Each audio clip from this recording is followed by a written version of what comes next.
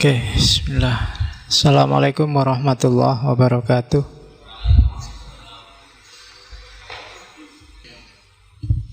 Bismillahirrahmanirrahim. Alhamdulillahirabbil alamin. Wa bihi nasta'inu ala umurid dunya waddin. Allahumma sholli wa sallim wa barik ala habibina wa syafi'ina sayyidina wa maulana Muhammadin wa ala alihi wa ashabihi wa ala manittaba'a huda ila yaumiddin. Amma ba'du. Bismillah, kita lanjutkan ngaji filsafat kita malam hari ini di sesi para syahid, para martir. Minggu lalu kita ketemu Abu Mansur Al-Hallaj. Malam ini kita ketemu Syekh Siti Jenar, semacam penerusnya tapi secara tidak langsung. Jadi sebenarnya saya tidak tahu kalian sudah pernah baca-baca atau sudah pernah ketemu atau belum sama beliau ini. Karena di toko buku hari ini banyak sekali, di perpus juga mungkin banyak referensi-referensi, materi-materi tentang Syekh Siti Jenar. Diskusi-diskusi juga banyak. Malam ini kita nukil sedikit saja ajaran-ajarannya Syekh Siti Jenar dengan kapasitas kita yang juga sedikit. Jadi sak nyampe ya kan. Jadi Siti Jenar itu semacam sawah yang luas. Sayangnya kita tidak punya traktor, kita punyanya ya cangkul tapi kecil lagi. Jadi saintu malam ini ya. Kalau mau tuntas pikirannya Siti Jenar juga agak berat. Di samping waktunya terbatas, yang ngaji dan di ngaji juga kapasitasnya terbatas. Oke, jadi harus itu. Terus Syekh Siti Jenar ini sangat terkenal memang karena kontroversinya dan juga gerakan sosial yang dia lakukan zaman itu. Saya menyebutnya gerakan sosial karena kalau dari aspek pemikiran, sebelum Syekh Siti Jenar banyak yang punya gagasan-gagasan mirip Syekh Siti Jenar. Bahkan beberapa wali songo menurut catatan saya, Sunan Bonang, Sunan Giri, bahkan Sunan Kalijogo, itu ajaran-ajarannya juga mirip-mirip kalau ditelaah secara serius. Hanya saja mungkin ada beberapa yang kalau di buku-buku itu, di sidangnya para wali itu, kesalahannya Syekh Siti Jenar adalah sama kayak Al-Hallaj kemarin, bongkar rahasia yang harusnya untuk orang-orang khawas disampaikan begitu saja pada orang-orang awam. Nah, problemnya di situ. Makanya nanti kalau ada yang tanya, ngaji Syekh Siti Jenar kok cuma isinya itu Pak? Loh, audiennya belum nyampe, makomnya belum khawas. Daripada saya dituduh menyebarkan ajaran sesat kan ya. Jadi kita main aman. Oke, catatan pertama itu, Syekh Siti Jenar ini termasuk grupnya para penyebar Islam di Indonesia yang awalnya sumbernya dari Gujarat, India. Gujarat ini bau Islamnya agak cenderung Persian, agak cenderung Syiah. Jadi kalau dirunut dari sejarah, jadi ada seorang mursyid Thariqah di Gujarat, Tarekat Satariyah, namanya Syekh Abdullah Khanuddin. Ya, dari namanya Khan itu kan sudah ada bau India jelas. Kalian kan kenal Shahrukh Khan, Salman Khan, Amir Khan, itu kan baunya India jelas. Syekh Abdullah Khanuddin ini nanti punya anak dua, Syekh Ahmad Jalal Shah sama Syekh Abdul Qadir. Syekh Ahmad Jalal Shah ini nanti punya anak Syekh Jamaluddin Jalal Shah. Dan Syekh Jamaluddin ini nanti dai pengembara juga sampai ke Indonesia. Di Indonesia nanti dikenal dengan nama Syekh Jumadil Kubro. Yang Syekh Abdul Qadir nanti dari cabangnya satunya inilah nanti ada lahir Syekh Siti Jenar, namanya San Ali. Jadi San Ali ini putranya Syekh Datuk Ahmad, Syekh Datuk Soleh. Syekh Datuk Soleh punya saudara namanya Syekh Datuk Ahmad. Dari Syekh Datuk Soleh ini nanti lahir San Ali. Ada yang ngomong Hasan bin Ali, yang nanti dikenal Syekh Siti Jenar. Sementara yang dari kubu satunya Syekh Jamaluddin Syekh, yang dikenal Syekh Jumadil Kubro, punya anak namanya yang Syekh Samarqandi, Ibrahim Samarqandi. Ibrahim Samarqandi nanti nikah, punya istri dua. Yang istrinya putri dari Pasai namanya Maulana Ishaq, yang nanti menurunkan Sunan Giri. Kalau yang istrinya dari Cempa nanti punya anak dua, Syekh Ali Murtado sama Syekh Ali Rahmat. Syekh Ali Rahmat nanti dikenal sebagai Sunan Ampel dari Syekh. Sementara yang dari Syekh Ali Murtado nanti punya putra Usman Haji yang dikenal sebagai Sunan Ngundung. Dan dari situ nanti lahir Ja'far Shadiq, Sunan Kudus. Dan dari sayapnya Syekh Ali Rahmat tadi nanti lahir putranya Sunan Bonang, Sunan Derajat, dan menantunya Sunan Muria yang putranya Sunan Kalijogo. Oke, itu wali-wali. Kalian mesti sudah diajari, tapi lupa. Ya, nanti ada kubu satunya lagi, yang kubu pedalaman.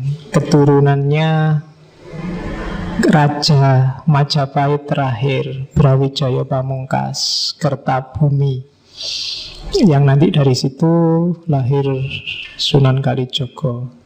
Terah Islam pedalaman, yang tadi Islam pesisir.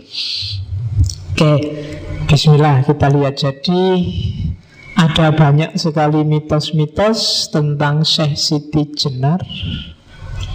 Mulai dia berasal dari cacing. Kan ada itu cerita bahwa ada seorang tukang sihir yang kepingin nyuri ilmunya Sunan Giri. Ada yang bilang satu ketika Sunan Bonang ini ingin menurunkan ilmu rahasia pada Sunan Kalijogo. Terus dia ke tengah danau, naik perahu. Nah, ajarannya nggak boleh didengar siapapun. Kebetulan yang dengar itu cacing. Nah, cacing ini nanti berubah jadi Syekh Siti Jenar. Kan ada yang kayak gitu. Jadi ada banyak cerita-cerita aneh, tapi ada sebabnya. Kenapa cerita-cerita mitos semacam itu muncul. Nanti kita lihat ya, dikit-dikit.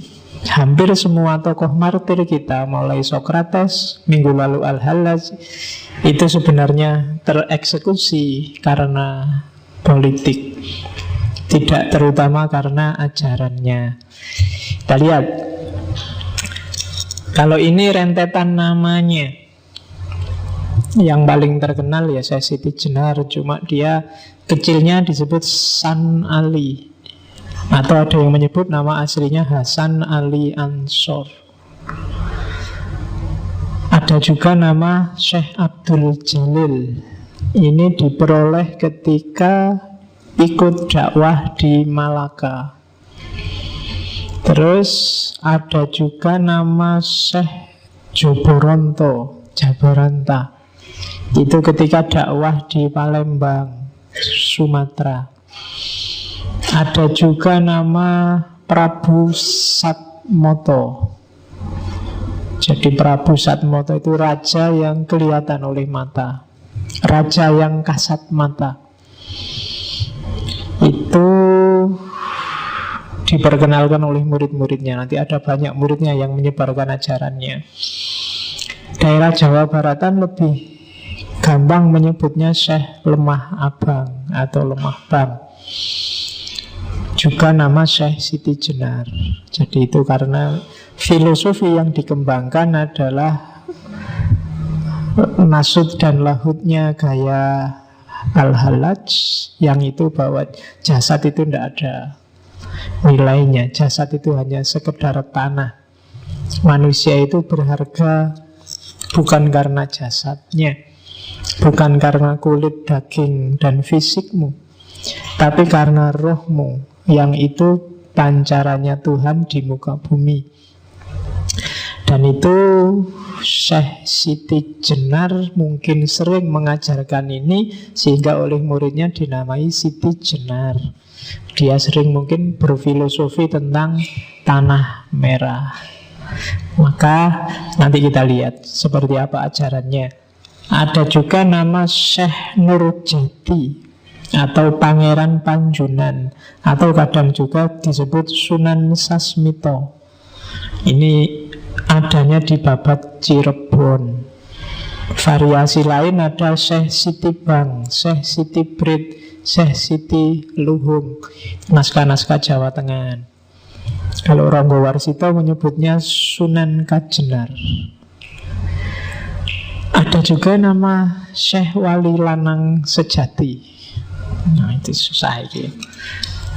Kalau Syekh Wali Lanang itu biasanya dinisbatkan pada Maulana Ishaq, bapaknya Sunan Giri.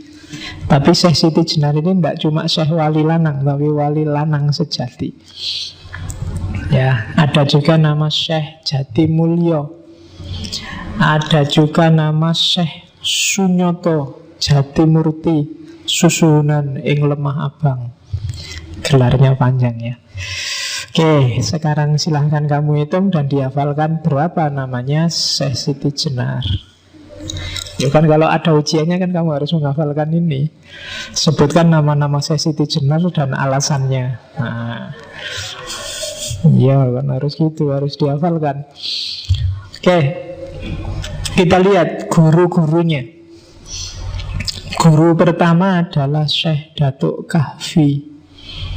Syekh Datuk Kahfi ini tinggalnya di Cirebon. Ini masih sepupunya. Kalau bapaknya Syekh Siti Jenar kan Syekh Datuk Soleh, bapaknya Syekh Datuk Kahfi itu Syekh Datuk Ahmad. Jadi sama-sama Datuk karena tinggalnya di Malaka. Orang tua kan dipanggil Datuk. Yang sering nonton Upin Ipin mesti ngerti. Jadi Syekh Datuk Kahfi ini mursyidnya Torekot Ahadiyah. Jadi nanti ada semacam bagi-bagi tugas. Kalau Syekh Datuk Kahfi itu Jawa Tengah ke barat sampai ke daerah-daerah Filipina, Malaysia dan seterusnya. Sementara Maulana Malik Ibrahim itu Jawa Tengah ke timur sampai daerah Bali, Maluku, dan seterusnya. Itu pembagian wilayah dakwahnya. Sama-sama disebut mursyidnya Tarekat Ahadiyah. Nanti daerah-daerah India, Pakistan, dan sekitarnya, kemarin sudah saya sebut Syekh Ahmad Faruk Sirhindi, itu juga mursyid Tarekatnya Ahadiyah. Satu lagi ada yang namanya Syekh Ahmad Bilali, itu dari Muhammad Al-Bilali, itu dari daerah Hijaz dan sekitarnya, Arab Saudi dan sekitarnya. Itu bagi-bagi dakwahnya zaman itu. Karena di Asia kan Islam di daerah-daerah tertentu belum tersebar. Jadi guru pertamanya San Ali, Syekh Siti Jenar, itu Syekh Datuk Kahfi. Dari beliau Siti Jenar belajar banyak, khususnya untuk dasar-dasar ilmu keislaman. Terus setelah dari Syekh Datuk Kahfi, sempat juga nanti belajar pada Arya Damar. Arya Damar zaman ini sudah tua. Arya Damar itu bapak tirinya Raden Patah. Aslinya Cina. Arya Damar ini muridnya Syekh Ibrahim Samarqandi. Di hari tuanya dia jadi sufi. Ada yang beberapa penelitian menyebut Arya Damar itu nanti yang menguasai kerajaan di sana, Palembang. Antara lain namanya adalah Aditya Warman pada zamannya. Nama Cinanya adalah Xuan Liong, naga emas. Dan di hari tuanya dia jadi sufi. Dari Arya Damar ini nanti Syekh Siti Jenar belajar tentang Nur Muhammad. Oke, terus semangat cari ilmunya luar biasa Siti Jenar ini. Termasuk dia menjelajah ke agama-agama lain saat itu. Yang terkenal hidup kan Hindu, Buddha, warisannya Mojopahit. Dan ajaran-ajarannya nanti sedikit banyak ada pengaruh Hindu Buddhanya. Jadi yang paling terkenal kan Siti Jenar itu belajar kitab nama warisannya Prabu Kertawijaya, Caturvipala. Ini kitab Hindu Buddha. Jadi agama khasnya Mojopahit itu kan mix antara Hindu dan Buddha. Orang menyebutnya Siwa Buddha. Siwa tapi masuk Buddha. Siwa itu kan harusnya Hindu, tapi di Mojopahit digabung Siwa Buddha.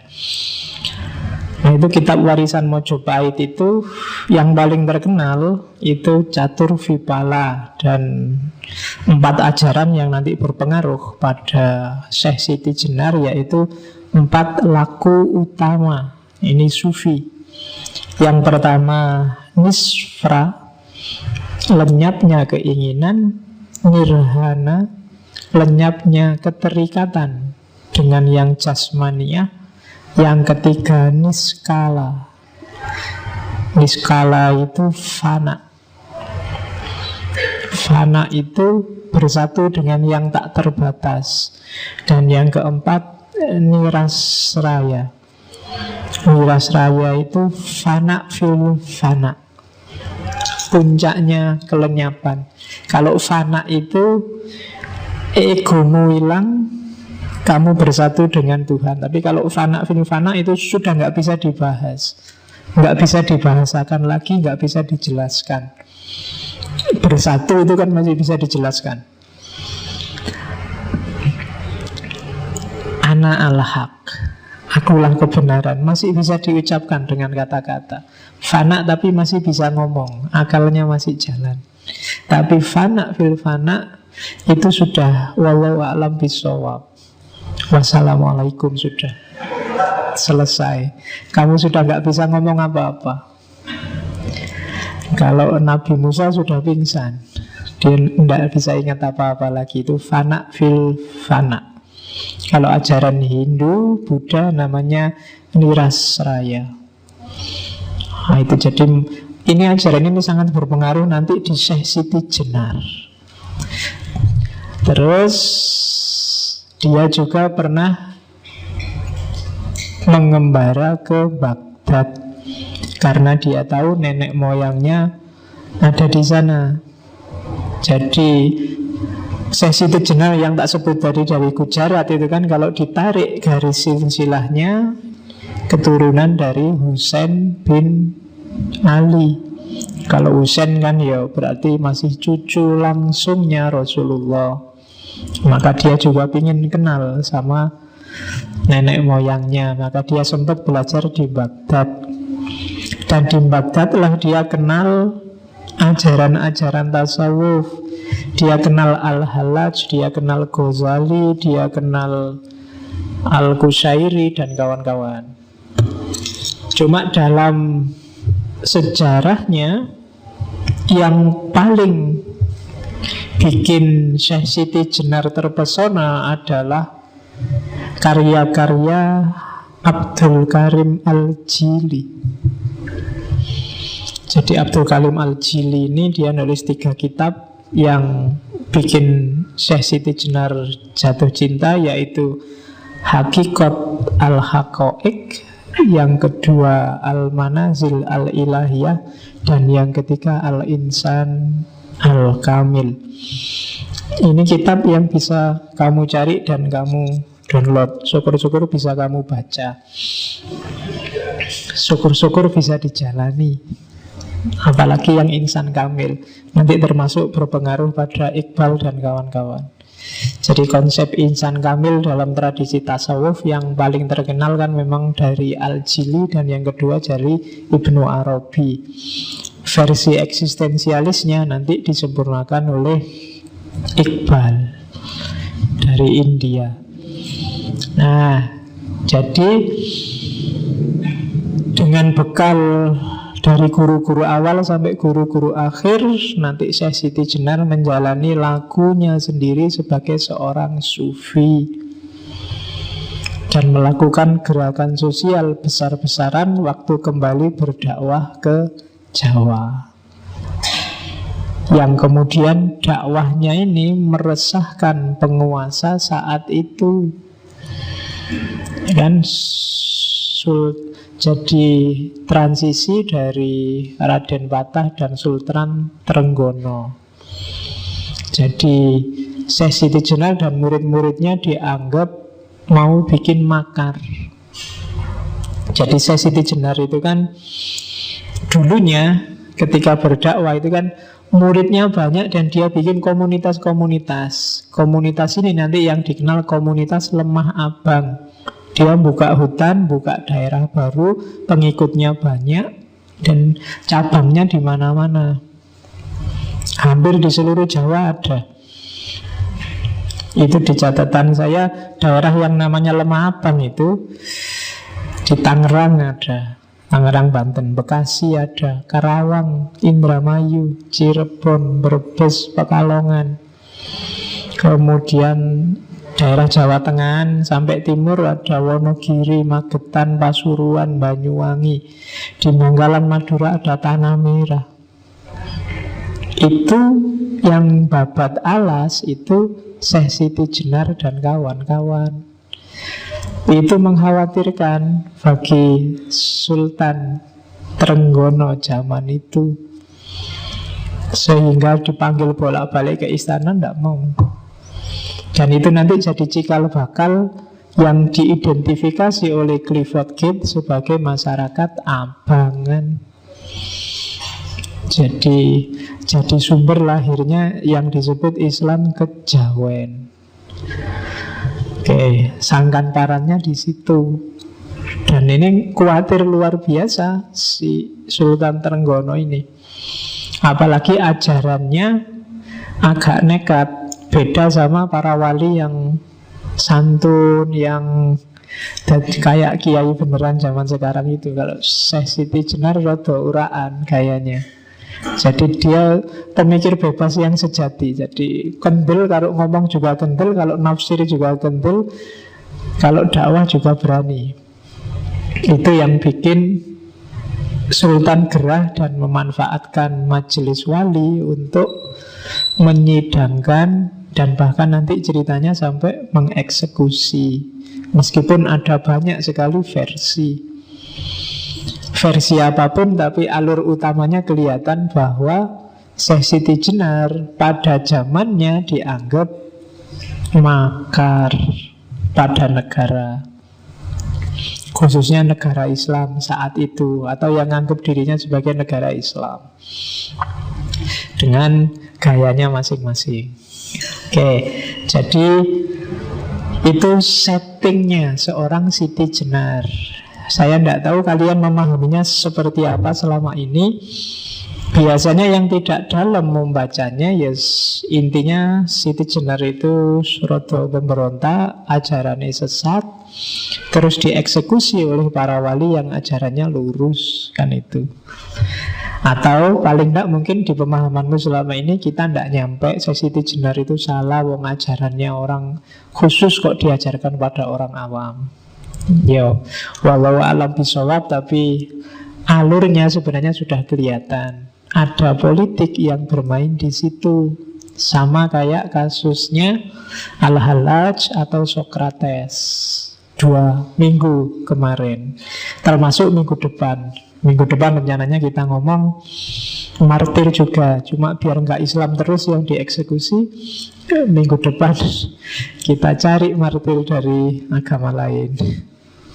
Kita ketemu martir yang perempuan. Selama ini kan laki-laki, ada loh martir perempuan. Bahkan eksekusinya jauh lebih tragis, karena dikeroyok orang sak kota. Namanya dari tradisi Kristen Romawi kuno, namanya Hipatia, filosof perempuan awal.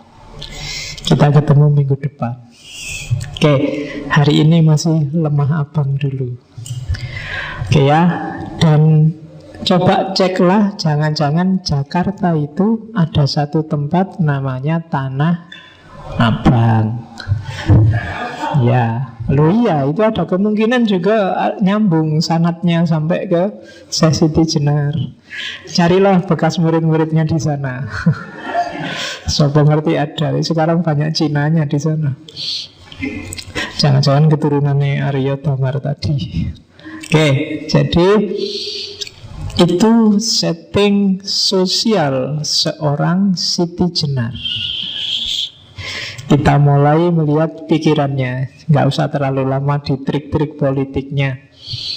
Ajarannya Syekh Siti Jenar itu dikenal sebagai ajaran Sasahidan. Satu akar kata sama syahadat. Jadi kesaksian yang tidak sekedar bersaksi, tapi juga sadar akan hakikat dirinya, hakikat Tuhannya, hakikat kehidupan ini, hakikat alam semesta. Cuma syahadatnya agak kontroversial. Jadi ini kayak syahadat versi Al-Hallaj, syahadat versi Manunggaling Kawula Gusti. Jadi bayangkan itu kalimatnya. Yang ngerti Jawa mesti bisa merasakan dahsyatnya kalimat itu. Ingsun anekseni ing zat ingsun dhewe. Saktuhune ora ana pangeran namung ingsun. Lan nekseni ingsun setuhune Muhammad iku utusan ingsun. Iya sejatine kang aran Allah iku badan ingsun.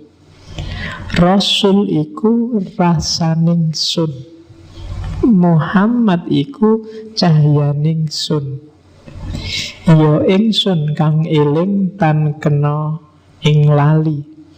Ya ingsun kang langgeng ora kena owah gingsir ing kahanan jati. Yang nggak ngerti Jawa ada subtitlenya nggak di situ? Ya. Ya ingsun kang waskita ora kasamaran ing sawiji-wiji. Ya ingsun kang amurba wisesa kang kuwasa wicaksana ora kekurangan ing pangerti. biar, sampurno, padang, terawangan, ora krasa apa-apa, ora ana keton apa-apa. Mung ingsun kang nglimputi ing alam kabeh kalawan kodrat ingsun. Itu syahadatnya Sasahidan. Sama sebenarnya penjelasannya ya agak mirip aja anak al-haqnya Al-Hallaj minggu lalu, karena sumber ilmunya mungkin sama.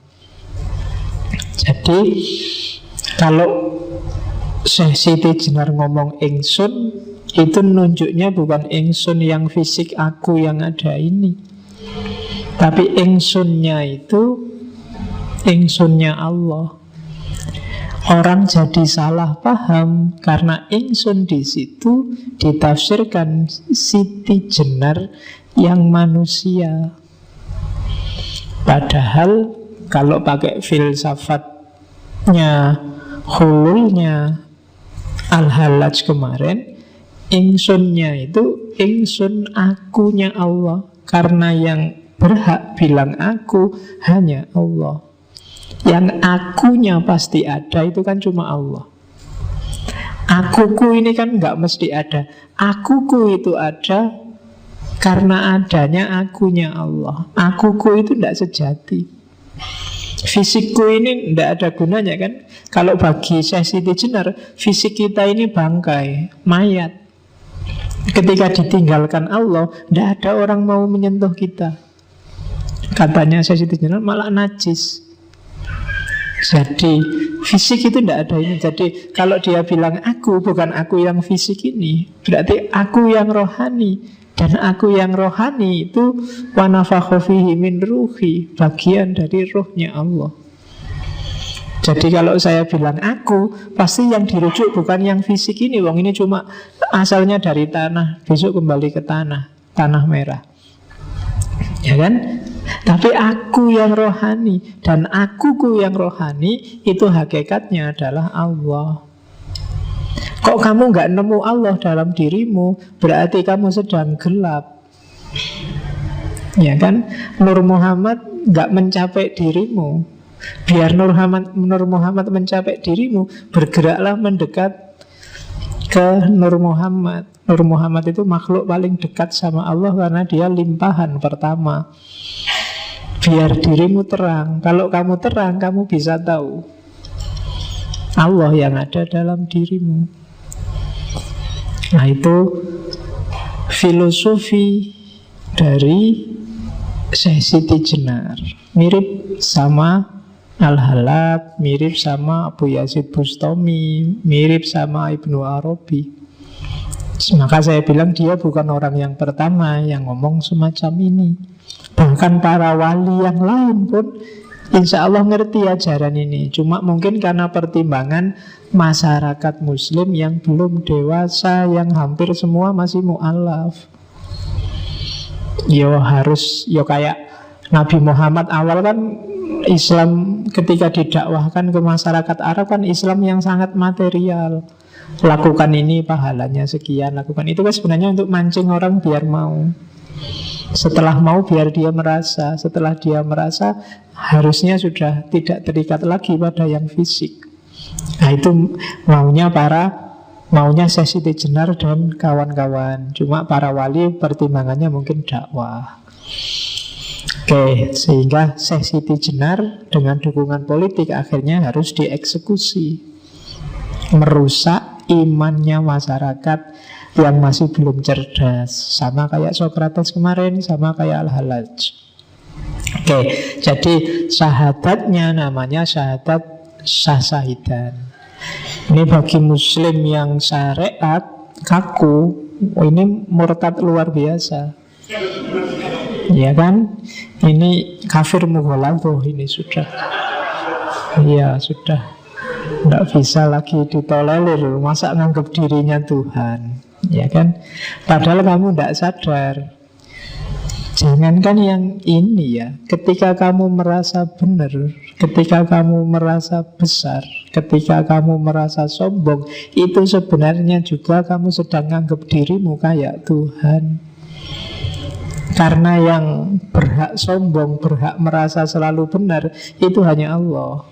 Kamu tidak punya hak, kamu tidak ada apa-apanya. Pengetahuanmu tentang kebenaran itu karena diizinkan oleh Allah, dicahayai oleh pengetahuannya Allah. Al-ilmu nurun. Maka nggak boleh kamu sombong sedikit pun. Ketika kamu sombong, kamu sedang mempertuhankan dirimu sendiri. Nggak usah bilang anak al-haq.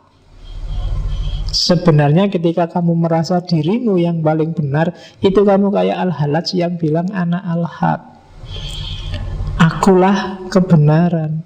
Tapi Al-Halaj ketika bilang anak al-haq, orientasi egonya hilang. Ananya Allah. Tapi kamu yang bilang anak al-haq itu, ananya itu dirimu sendiri, egomu yang kamu tunjuk. Dan yang kayak gitu, kayak minggu lalu kan di Al-Halaj, watakmu yang kayak gitu itu mirip Fir'aun. Fir'aun kan juga ngaku Tuhan, dan iblis kan juga ngaku ana. Ananya iblis dan ananya Fir'aun itu ana yang egois, dirinya sendiri. Itu kan debatnya Al-Halaj sama iblis minggu lalu. Tapi ananya Al-Halaj dan kawan-kawan bukan ana ini sudah hilang, sudah tidak ada lagi. Jadi maka hati-hati kamu yang tiap hari mengkafirkan orang kayak gini. Jangan-jangan kamu sendiri yang sebenarnya diam-diam bilang ana al-haq. Kamu sendiri yang sebenarnya merasa akulah yang paling benar, maka yang lain kafir, murtad, sesat. Oke, maka hati-hati. Oke ya. Jadi itu syahadat sasahidan.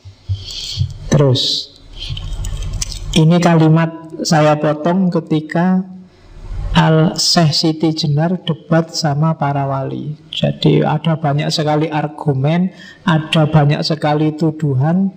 Syekh Siti Jenar nggak telaten, terlalu banyak variasi tafsir. Terus dia mengkasih kata, marilah kita bicara yang terus terang. Ini tak terjemah bahasa Indonesia ya, kalau Jawa kayak tadi kamu pening. Ya, ingsun ini Allah, akulah Allah itu.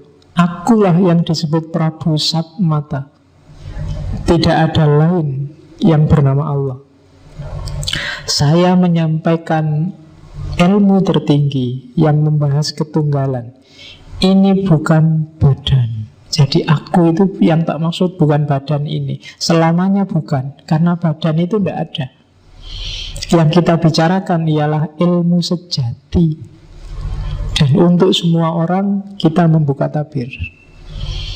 Jadi ini setelah diskusi panjang dengan para wali, dia jengkel. Ya wis, yang bilang ingsun Allah, ya wis akulah Allah. Tapi aku bukan badan ini. Jadi yang sejati, yang Allah itu bukan badan ini. Ini wadak fisik. Jadi katanya Siti Jenar, ilmu ini nanti yang tak ungkap ke masyarakat, buka tabir. Jadi para wali ditantang, yang kayak gini salah nggak? Maksudnya gitu kan. Isinya yang diajarkan salah nggak? Itu kan mungkin maunya saya Siti Jenar. Lah kalau yang tak ajarkan benar, ngapain semua marah? Kecuali aku ngajarin yang salah. Kalau hanya salah, misalnya mereka itu orang awam, nggak nyampe, sombong sekali kita. Kamu merasa lebih tinggi, padahal yang diajarkan Siti Jenar pada santri-santri pengajiannya, manusia itu egaliter. Siti Jenar yang berani pakai kalimat ingsun untuk diri sendiri, zaman itu luar biasa. Zaman itu orang biasa itu bolehnya bukan pakai ingsun, tapi pakai kawulo. Kalau di Jawa sekarang jadi kulo, ya kan? Yang berhak pakai kata ingsun itu raja. Jadi ingsun, pukulun dan seterusnya. Dan Siti Jenar peduli amat dengan semua itu. Bagi dia setiap manusia sejajar, egaliter. Preklah dengan ingsun yang hanya untuk raja itu.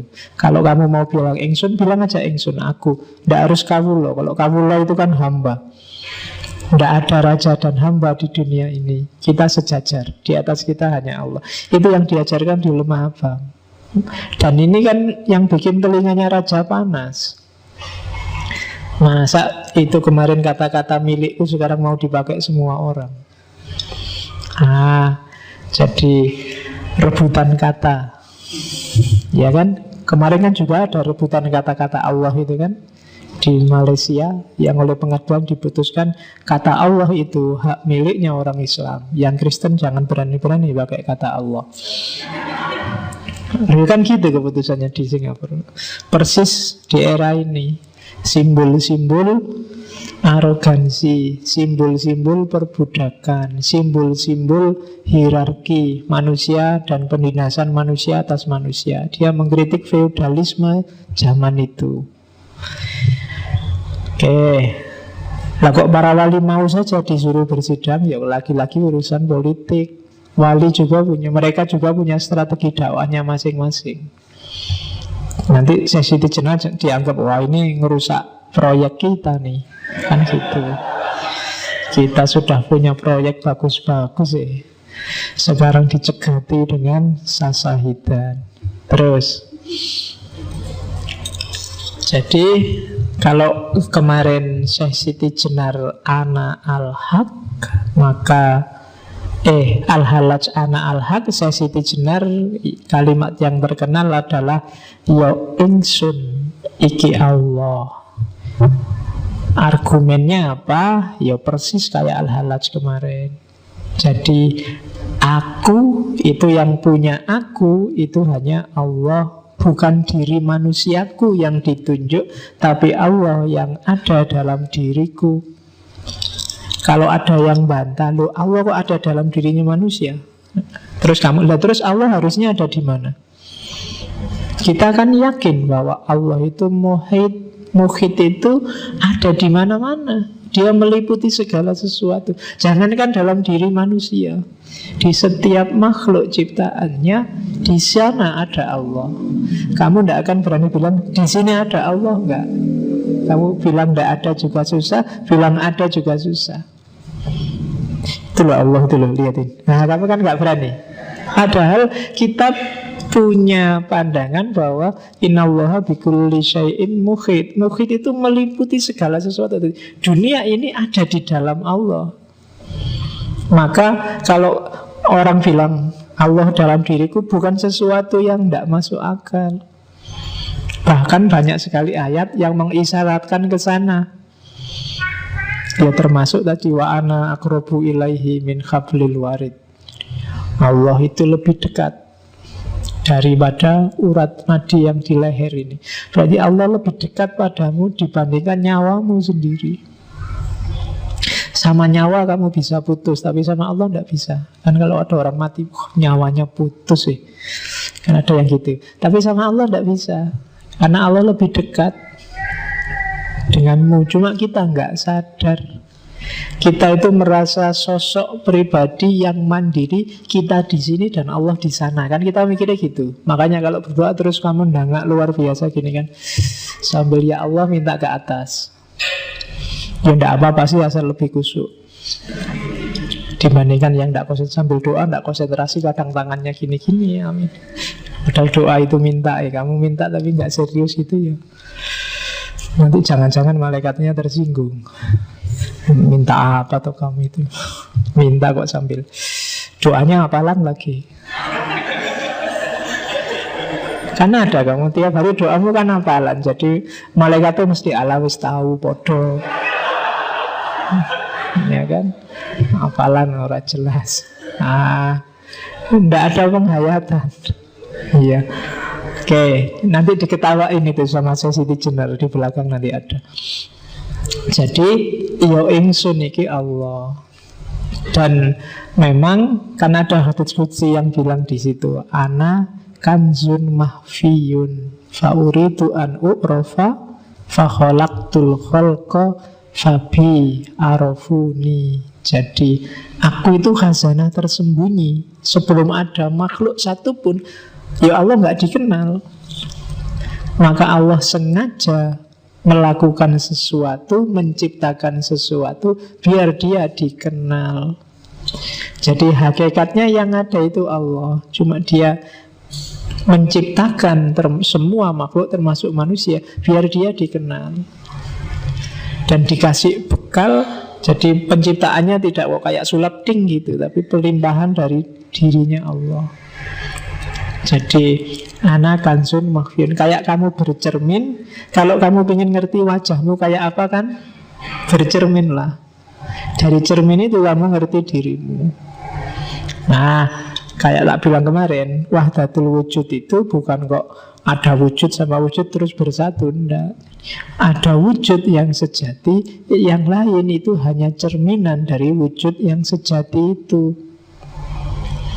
Kalau semua ruangan di masjid ini dari kaca, kamu ada di tengah-tengah, wujud yang sejati kan kamu yang ada di tengah-tengah masjid itu. Gambar yang mantul di semua kaca, itulah makhluk.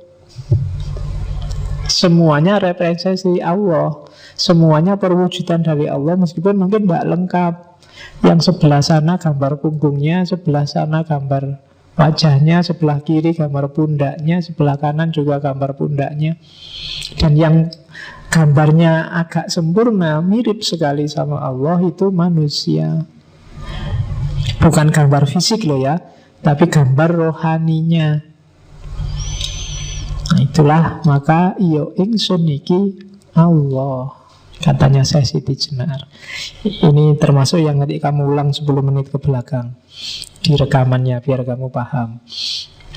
Oke, kita lanjutin lagi.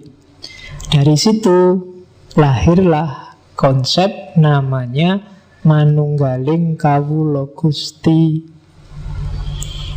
Jadi antara pemerintah dengan yang diperintah, antara majikan dengan buruhnya, itu harus manunggal. Termasuk manusia dengan Tuhannya. Kata-kata ini nasihatnya pada Sunan Pembayat, Sunan Bayat dari Syekh Siti Jenar. Kawula dan Gusti itu sudah ada dalam diriku.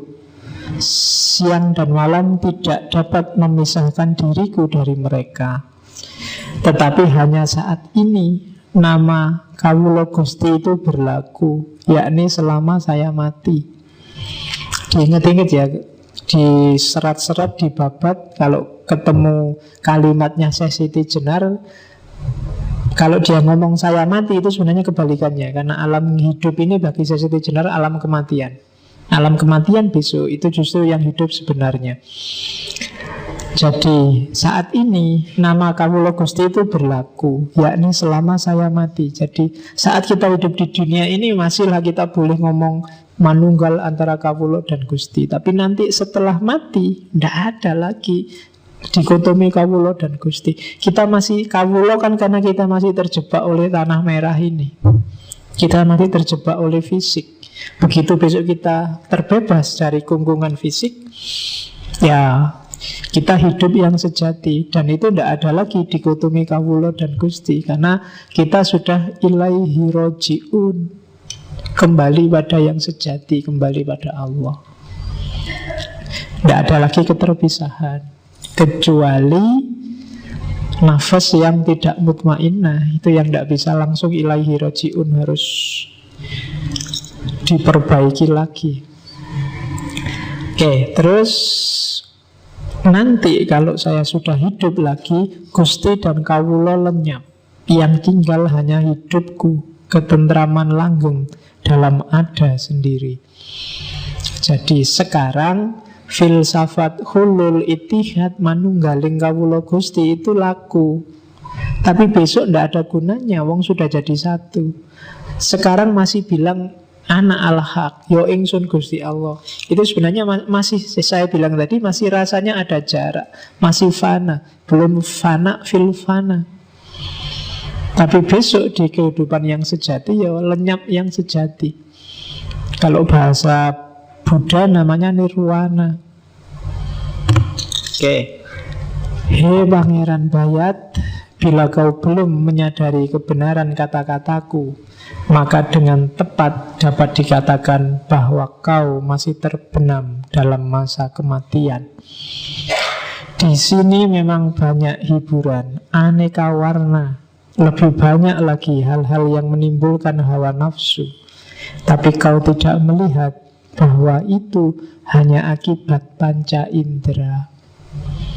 Itu hanya impian yang sama sekali tidak mengandung kebenaran dan sebentar lagi akan lenyap.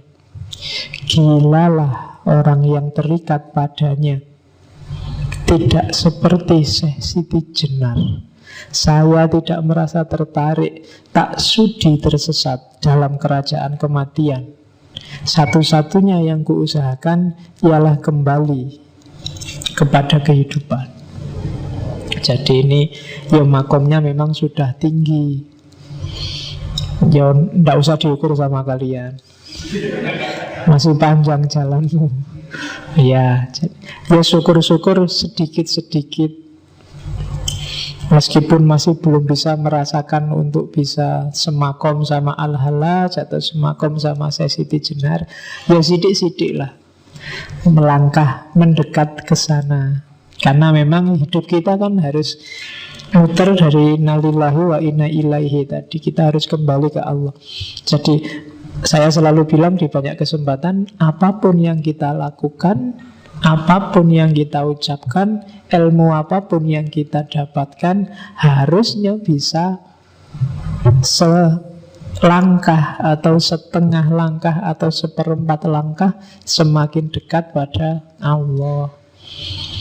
Jadi tidak boleh ada yang bikin kita malah semakin jauh. Apa-apa yang diingat Allah.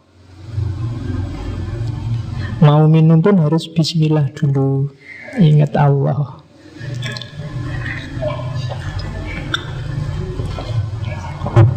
Jadi biarkan teh ini membawa kita sedikit lebih dekat pada Allah.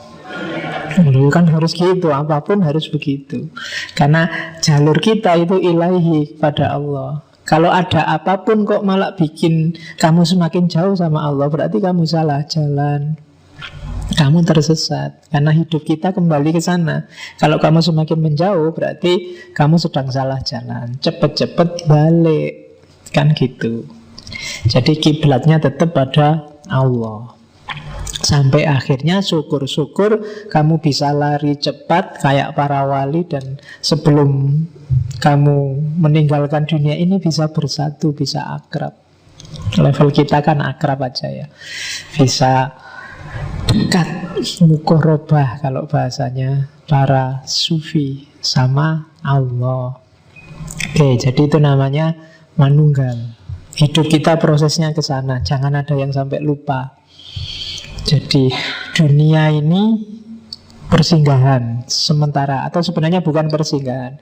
Jadi ini ya jalan kita. Kalau persinggahan itu kan kamu berhenti sebentar, nggak usah berhenti, jalan aja terus. Kalau butuh makan ya beli di perjalanan, kalau butuh minum beli di perjalanan. Nggak usah mampir lagi, umur kita nggak panjang. Kan kalau orang Jawa urip itu mampir ngombe. Sudahlah, nggak usah pakai mampir. Sekarang di kereta juga bisa beli minuman, di pesawat juga beli minuman.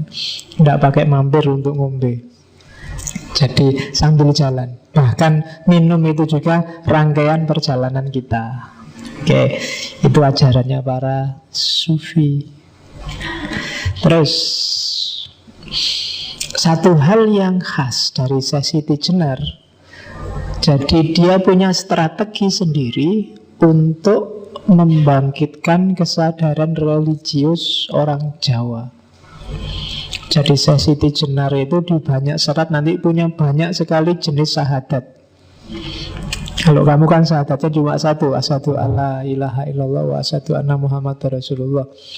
Itu pun cuma kamu ucapkan, tidak pernah dihayati. Itu pun cuma di bibir kan, tidak pernah. Jadi yang syahadat mulutmu, rohmu belum syahadat, hidupmu belum syahadat. Di catatan saya itu ada namanya syahadat sekarat, ada syahadat paleburan, ada syahadat sejati, ada syahadat sekarat wiwitaning pati, ada syahadat sekarat hati atau syahadat Nur Muhammad, ada syahadat panetep panotogomo, ada syahadat pecating nyowo, dan seterusnya. Dan itu nanti isinya beda-beda.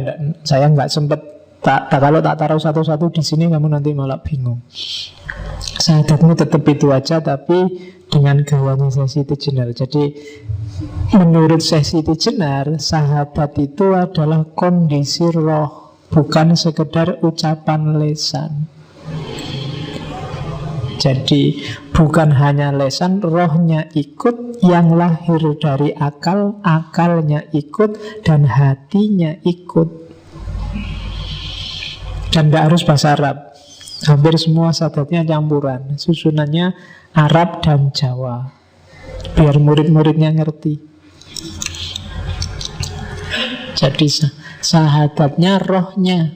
Hidupmu itu harus melambangkan syahadat. Berarti Allah nomor satu, Rasul panutanmu yang utama. Jadi tunjukkanlah bahwa kamu sehari-hari itu percaya Allah itu ada. Kalau kamu galau, sumpek, stres, itu menunjukkan kamu tidak terlalu percaya bahwa Allah itu ada. Kalau kamu nakal, mursal, sakarepmu dhewe, itu juga menunjukkan kamu tidak percaya bahwa Allah itu ada. Kamu belum syahadat. Jadi syahadat itu ada dalam kondisimu yang percaya 100% bahwa Allah itu ada dan main dalam hidupmu.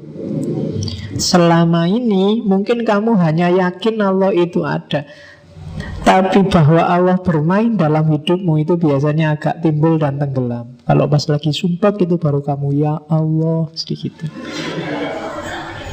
Tapi kalau lagi seneng enggak, kalau lagi biasa-biasa enggak. Jadi apa? Berarti kesadaranmu timbul tenggelam. Kamu belum bersyahadat. Karena ada ceritanya muridnya Sunan Kalijogo, aslinya muridnya Sunan Bonang, terus nyebrak dari muridnya Sunan Kalijogo, namanya Syekh Janggung, yang begitu diuji syahadat. Jadi satu ketika Sunan Bonang uji santri-santrinya untuk syahadat. Yang lain fase-fase semua syahadatnya. Syekh Janggung ini, ayo giliranmu Syekh Janggung syahadat. Dia tidak baca syahadat, tapi terus keluar, naik pohon yang paling tinggi, terus menjatuhkan diri ke bawah dan selamat. Nah, ya kan? Jadi itu sebenarnya dia ingin menunjukkan pada gurunya, saya yakin 100% Allah itu ada. Kalau belum waktunya mati, ya tidak mati. Kalau mati, ya memang sudah waktunya. Ayo, kamu berani gak kayak gitu? Ya kan? Nanti di depan itu kan ada pohon besar itu. Saya percaya Allah itu ada. Kalau belum waktunya, ya enggak. Kalau sudah waktunya mau menghindar kayak apapun, ya enggak akan menghindar. Kenapa kamu nggak berani sekarang? Karena memang belum waktunya, Pak, kan gitu. Oke, jadi itu namanya syahadat roh. Jadi rohmu yang syahadat, maka hidupmu coraknya syahadat tadi. Kalau ada masalah apapun, nggak usah galau, Allah masih ada. Kalau kamu sedang bahagia karena apapun juga, nggak usah berlebihan. Kamu dapat pujian banyak orang juga, tidak usah gaya. Yang layak dipuji Allah.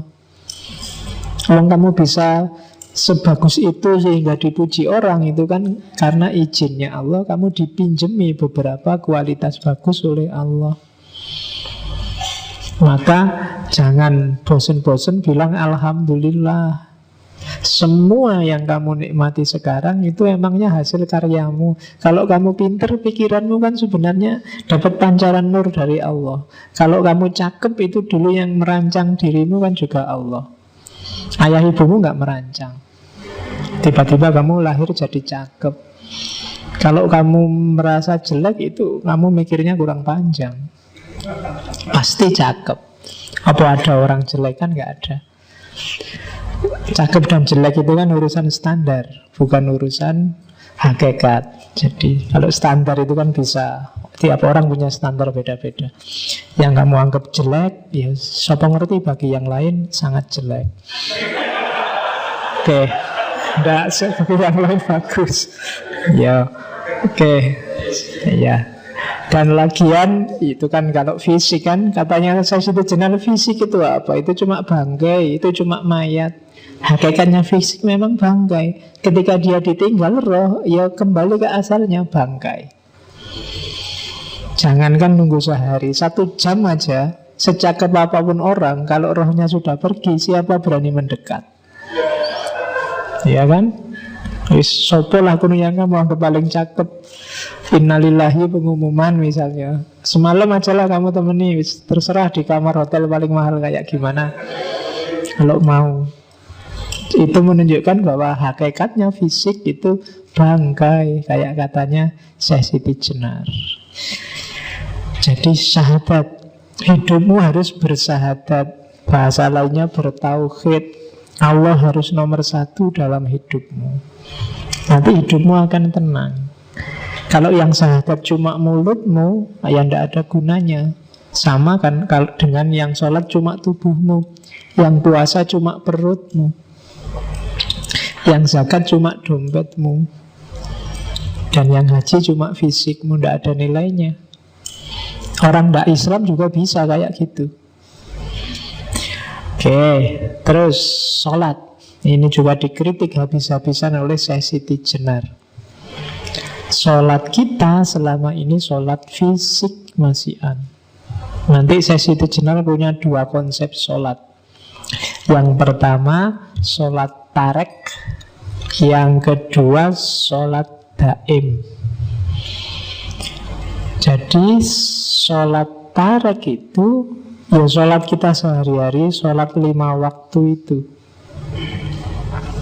Jadi sholat yang kita lakukan sesuai syariat, itu namanya sholat tarek. Iya, harus kita lakukan sesuai makom kita.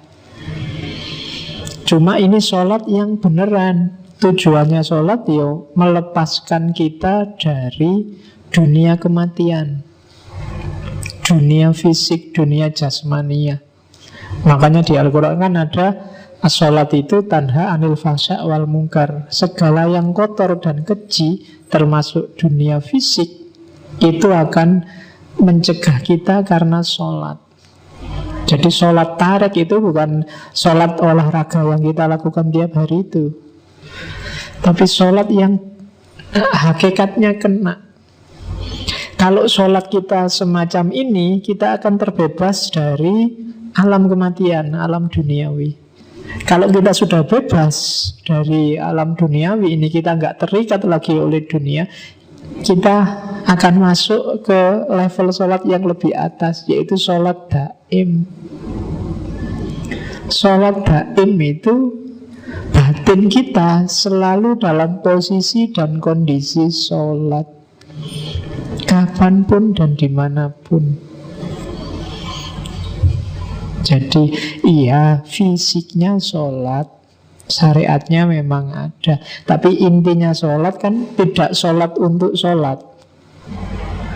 Nah, kalau sholat kita bagus, kita akan masuk jenjang sholat lebih tinggi. Jadi kita akan tanha anil fasa wal mungkar terus, karena sholat kita sholat daim, bukan sholat di masjid jamaah terus pulang kembali ke asal. Kan kita sering gitu. Sekaya biasa nih, jamaah sih jamaah, tapi yo keluar dari masjid aslinya kelihatan, sandal hilang. Ya, jadi kan gitu. Sholat sih rajin, tapi korupsi juga rajin, tidak apa-apa, dosa kecil. Nanti rontok sendiri kan gitu kamu. Pacaran jalan terus, kemudian maksiat jalan, dosa kecil, nanti dengan sholat rontok. Tidak mungkin sholatmu naik level kalau kayak gini.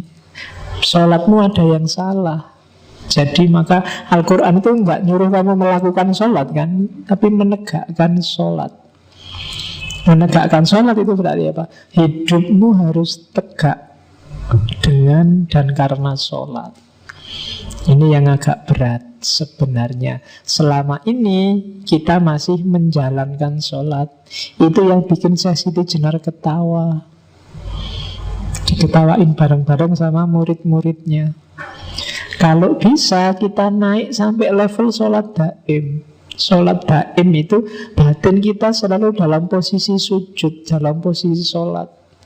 Sholat itu kan kita merasa berhadapan sama Allah. Dalam sholat daim berarti batin kita selalu ada Allah di situ yang kita sujudi dalam kondisi apapun kita. Nah, ini yang agak berat. Tidak gampang. Kamu ngaji, kamu sebenarnya duduk tapi batinmu selalu sujud pada Allah. Allah selalu ada di hadapanmu.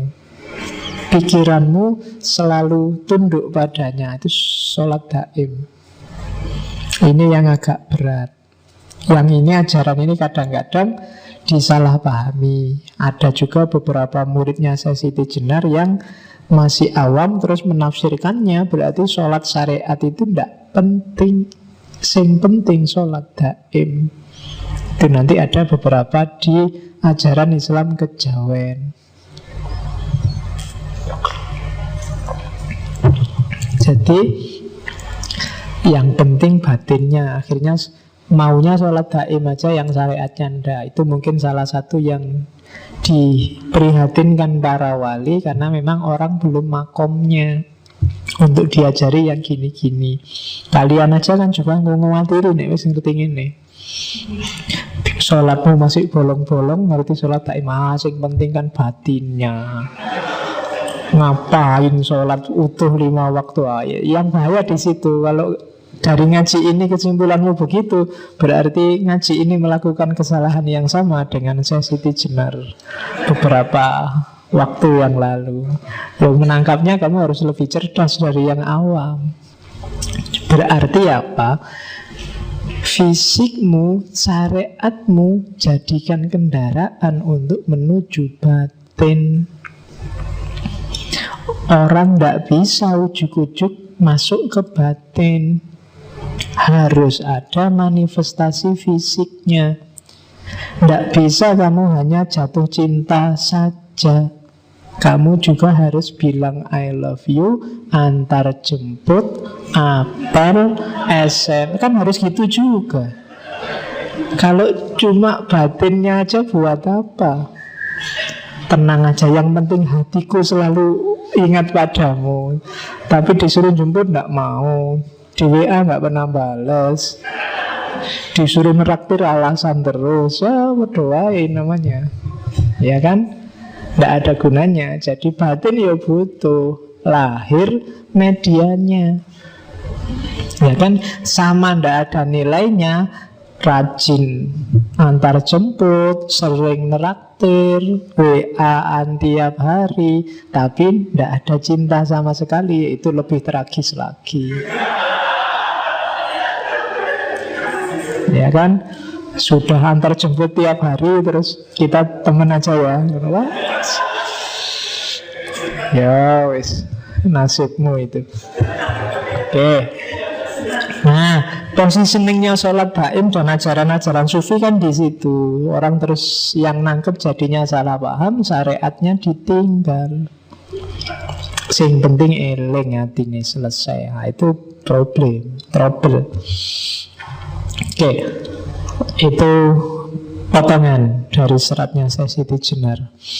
Pada waktu saya sholat, budi saya mencuri. Pada waktu saya zikir, budi saya melepaskan hati, menaruh hati pada seseorang. Kadang-kadang menginginkan keduniaan yang banyak. Itu kalau aku yang tanah ini. Lain dengan zat Allah yang bersama diriku. Nah, saya inilah yang maha suci, zat Maulana yang nyata, yang tidak dapat dipikirkan dan tidak dapat dibayangkan. Jadi sholat yang hanya fisik itu bisa jadi pada waktu saya sholat budi saya mencuri. Ya kayak tadi, sholatnya khusyuk tapi sandal hilang, kotak masjid kadang-kadang juga bisa hilang. Ya kan? Pada waktu saya zikir, budi saya melepaskan hati. Zikirnya hanya di mulut. La ilaha illallah 100 kali, tapi hidupnya sama sekali tidak la ilaha illallah. Sangat banyak yang kamu pertuhankan selain Allah. Itu berarti apa? Budimu melepaskan hati, menaruh hati pada seseorang. Kadang menginginkan keduniaan yang banyak, ingin kaya, terus kamu banyak-banyak baca surat Al-Kahfi, baca surat Al-Mulk, baca. Tujuannya apa? Biar kaya. Itu eman-eman. Itu loh. Dengan kahfimu sebenarnya targetnya sangat duniawi. Itu yang diprihatinkan oleh Syekh Siti Jenar. Capek-capek sholat, akhirnya cuma berdoa, ya Allah, jodoh saya dekatkanlah. Eman-eman kalau hanya cuma minta itu. Allah bisa ngasih jauh lebih dahsyat dan lebih besar daripada itu. Itu yang dinasihatkan oleh Syekh Siti Jenar. Oke, kita tidak ngerti dari mana dan akan kemana, maka kita melenceng-melenceng jalurnya. Harusnya tetap ilahi, cuma Allah sudah ngasih banyak sekali kendaraan. Kalau kamu pengen ketemu aku, pakai sholat. Pengen hartamu bersih, bisa dekat sama aku, pakai zakat. Cuma kendaraan-kendaraan ini tidak kita pakai untuk jalan menuju Allah, tapi jalan menuju dunia. Itu yang diprihatinkan oleh Syekh Siti Jenar. Gimana agama kok jadi alat untuk dunia? Problemnya di situ. Sama juga puasa, zakat, haji. Itu ada kalimatnya panjang. Sahadat, sholat, dan puasa itu sesuatu yang tidak diinginkan. Jadi tidak perlu. Adapun zakat dan naik haji ke Mekah, itu semua omong kosong, palsu kabeh. Itu seluruhnya kedurjanaan budi, penipuan terhadap sesama manusia. Orang-orang dulu yang menuruti aulia karena diberi harapan surga di kelak kemudian hari, itu sesungguhnya keduanya orang yang tidak tahu, baik aulianya maupun orang-orangnya. Lain dengan saya, Siti Jenar. Tidak pernah saya menuruti perintah budi, maksudnya perintah akal, bersujud-sujud di masjid mengenakan jubah. Pahalanya besok saja, bila dahi sudah menjadi tebal, kepala berbelulang. Sesungguhnya ini tidak masuk akal. Di dunia ini semua manusia sama. Mereka semua mengalami suka duka, menderita sakit dan duka nestapa. Tiada beda satu dengan yang lain. Oleh karena itu saya, Siti Jenar, hanya setia pada satu hal saja, yaitu Gusti Zat Maulana. Jadi bagi Siti Jenar, semua ibadah yang tidak demi Zat Maulana itu palsu, ketertipuan budi. Bahasanya dia kedurjanaan budi, akal yang durjana, akal yang jahat, menyelewengkanmu dari yang hakiki. Jadi kamu setia, kamu mengabdi pada yang selain Allah, termasuk surga. Surga itu tipuan, katanya Siti Jenar. Itu permen untuk anak kecil, ya kan? Kayak adikmu sholat yuk, nanti tak kasih permen, itu surga. Jadi jangan berhenti di situ. Kita itu yang saya bilang tadi, inna lillahi wa inna ilaihi, hinya Allah, bukan jannah. Jadi surga neraka bukan itu. Kalau ada aulia meyakini itu, katanya Siti Jenar, baik aulianya maupun umatnya itu sama-sama tidak tahu. Ya tak tulis tidak tahu, karena kalau pakai bahasa Jawa yang itu kasar. Ya bahasa Jawa ini gak ngerti itu kan bodoh. Kalau bodoh kan rapena, mungkin goblok lebih halus.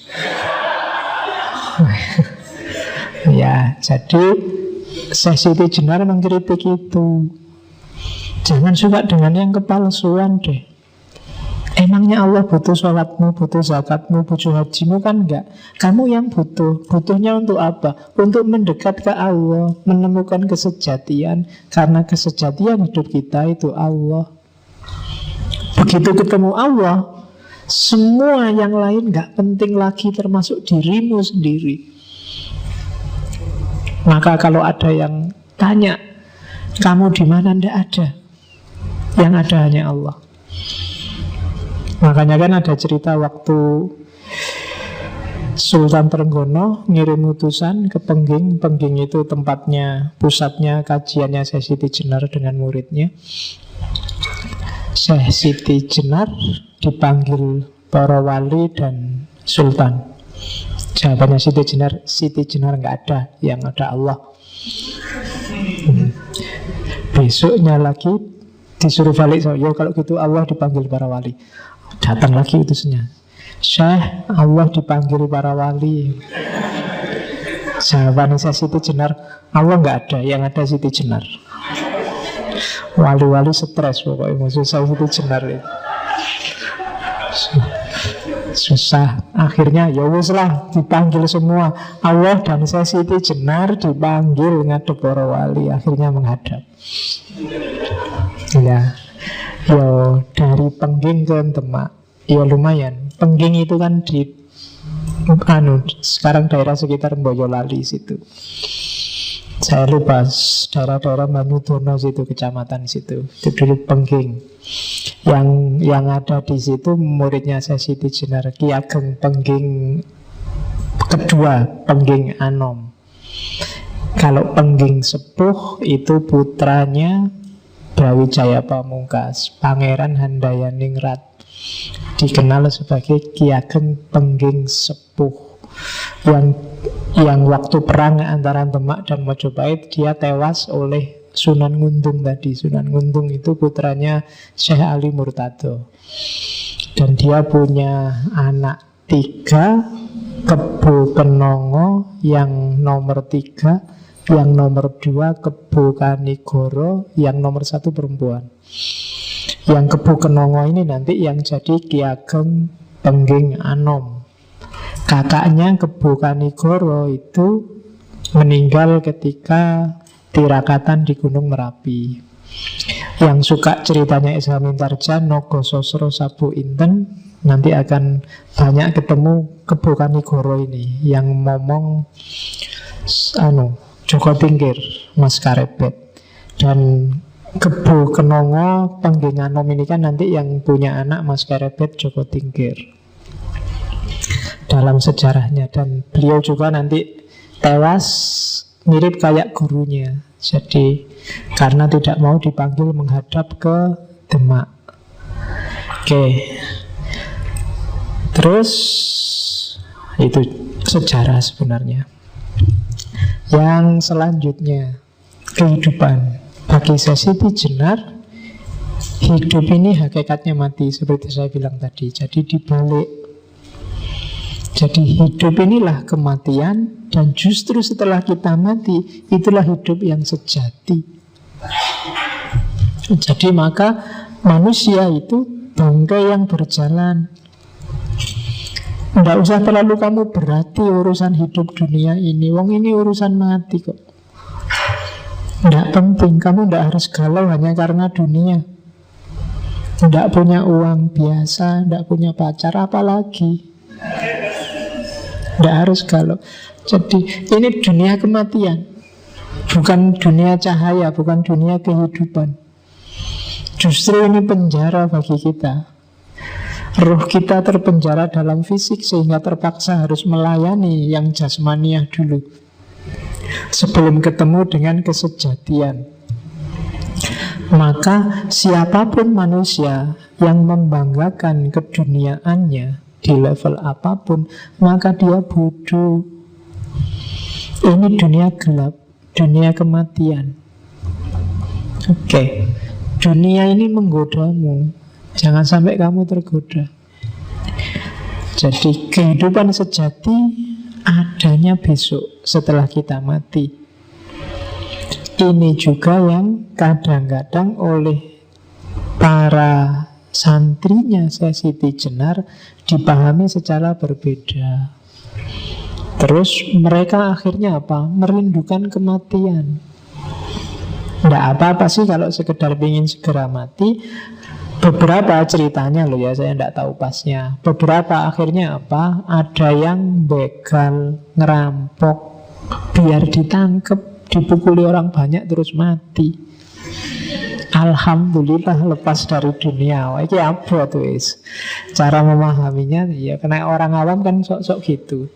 Tenang aja, berarti dunia ini kan tidak penting kan kematian. Ayo kita sakar PDW, tidak apa-apa. Mati, alhamdulillah kita ketemu kesejatian. Jadi orang memahaminya jadi salah. Padahal maunya kan pasti bukan ke situ. Maunya itu karena hidup ini kematian, maka kamu jangan jatuh cinta dengan hidup sekarang dan di sini. Siap-siaplah yang serius untuk hidupmu yang sejati besok. Jadi cari bekal sebanyak-banyaknya untuk hidup yang beneran. Ini kamu belum hidup sebenarnya. Kamu gak sadar aja. Itu kan sama kayak Ghazali yang di salah satu kitabnya tiba-tiba bilang, akal itu tidak mesti lo ya. Jangan-jangan yang sekarang kamu anggap hidup tiba-tiba bukan. Buktinya apa? Mimpi. Waktu kamu mimpi itu kan seolah-olah beneran. Pagi-pagi bangun, alah cuma mimpi kemarin itu. Sopo ngerti hidup ini juga begitu. Begitu besok kamu meninggal, terus bangkit lagi. Walah ternyata yang kemarin itu enggak kayak kamu nganggap mimpi. Hidup ini juga jangan-jangan besok kamu merasa begitu. Mimpi ya ternyata. Ngapain kalau mimpi kemarin begitu susahnya jungkir balik, gegeran, tawuran, cuma mimpi aja kok. Seserius itu kita. Nah itu kan Ghazali nyindirnya begitu. Jadi ya makanya hidup ini kematian, katanya Siti Jenar. Jangan dianggap terlalu serius. Apapun yang terjadi, baik kenikmatan atau kesedihan. Ya, itu harusnya surga dan neraka. Tapi saya tidak tahu. Mungkin Windowsnya agak error jadi neraka dan neraka. Ya, itu aku loh. Mungkin ada hal yang tidak terlihat. Jadi kalau ada yang mendakwahkan, memamerkan surga dan mengancamkan neraka, katanya Siti Jenar, neraka dan surga itu ya sekarang di dunia ini. Ketika kamu senang mendapat banyak nikmat, hidupmu tentram, nyaman, itulah surga. Kalau hidupmu kacau, uang tidak punya, hidup sengsara, kebutuhan gak tercukupi, pacar gak dapet-dapet, itulah neraka. Jadi gak usah ya, gak usah pusing-pusing. Nunggu besok lah kalau masuk surga. Surgamu itu bisa ketemu sekarang, nerakamu juga bisa ketemu sekarang. Kuncinya apa? Batinmu. Nggak ada hubungannya sama fisik. Ada loh yang nggak punya apa-apa, apalagi mikir pacar buat makan aja dia, tapi batinnya tenang. Itulah surga. Tapi ada yuk pacare wis ayu, duite oke, kebutuhan semua terpenuhi, IP juga 4,5 misalnya. Tapi sumpek terus, pengen inilah, pengen itulah, nggak ada habisnya. Itu neraka. Kamu tersiksa mati-matian. Jadi katanya Siti Jenar, enggak, surga dan neraka itu di dunia ini, bukan besok. Jadi carilah surgamu, carilah nerakamu. Nggak usah amal baik, besok kita ketemu surga. Kalau amalmu memang benar-benar baik, ikhlas lillahi ta'ala, lahir batin, kamu akan ketemu surga sekarang, nggak nunggu besok. Kalau batinmu kacau, rusak, ndak karu-karuan, galau, ya nerakanya nggak nunggu besok, sekarang. Kamu melakukan kejahatan, kamu melakukan keburukan, nerakamu akan ketemu sekarang. Rasakan sendiri akibatnya sekarang di dunia ini, tidak besok. Jadi surga dan neraka versinya Siti Jenar itu nggak nunggu besok. Enak dan senang yang sifatnya fisik seperti digambarkan dalam nas-nas tentang surga dan neraka itu bukan besok. Kalau di akhirat fisik tidak terlalu urgent, dunianya sudah beda. Jadi surga neraka yang digambarkan agak vulgar di Al-Quran itu kan isinya kenikmatan duniawi, makan makanan, bidadari, itu kan sebenarnya kenikmatan duniawi yang sekarang juga bisa kita dapatkan. Kalau uangmu banyak, kamu ke hotel bintang 5, itu ya mirip-mirip gitu aja, butuh apa-apa datang. Bidadari sak kapoke kalau uangmu cukup. Kamu mau pesen berapa, gonta-ganti semalam 7 kali juga bisa. Gambarannya kan mirip kayak gitu. Maka bagi saya Siti Jenar enggak nunggu masa di akhirat kayak begitu. Itu semacam pancingan. Setiap muslim tetap rumusnya inna lillahi wa inna ilaihi, dari Allah menuju Allah.